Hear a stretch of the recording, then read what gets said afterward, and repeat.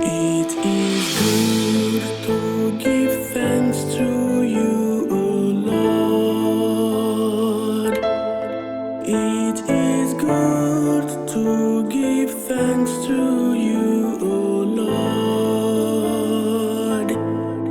It is good to give thanks to you, O Lord. It is good to give thanks to you, O Lord.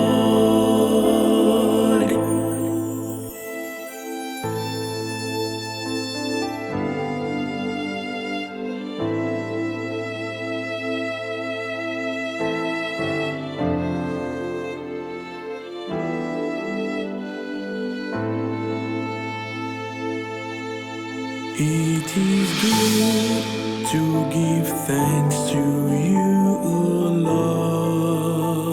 Lord, to make music to your name, O Most High,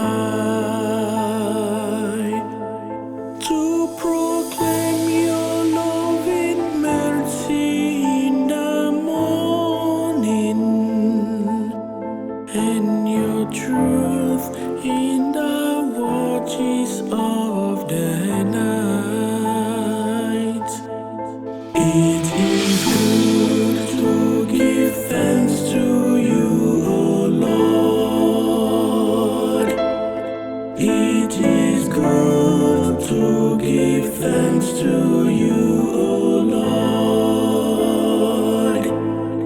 It is good to give thanks to you, O Lord. It is good to give thanks to you, O Lord.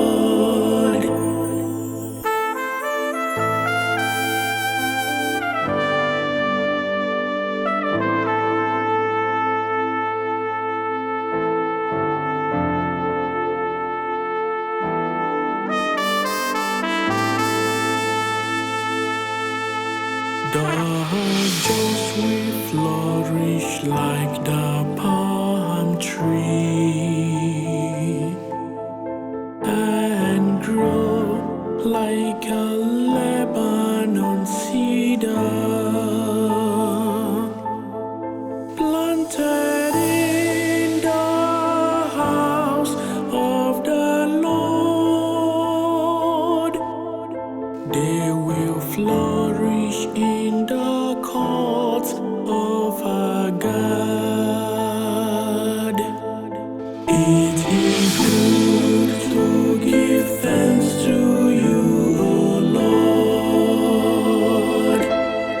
It is good to give thanks to you, O Lord. It is good to give thanks to you, O Lord.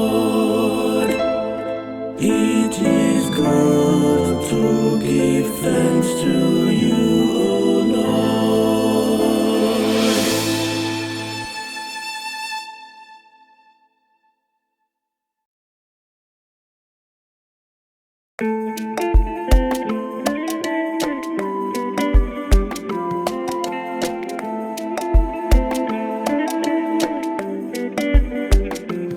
Onye nwanyị, ọ dị mma inye gị ekele.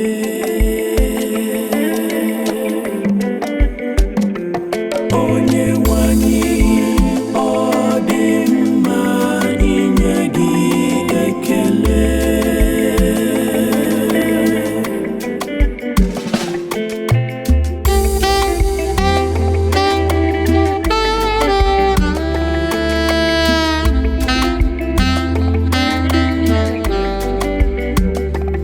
Ọ dị mma inye onye nwanyị ekele, ya na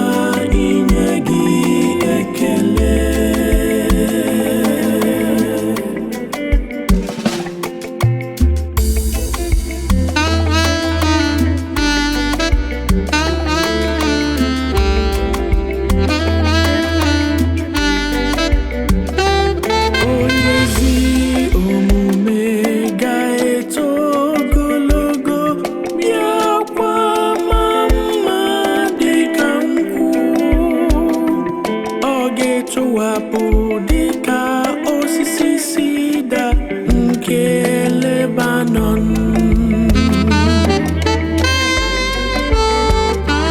Ndị akụrụ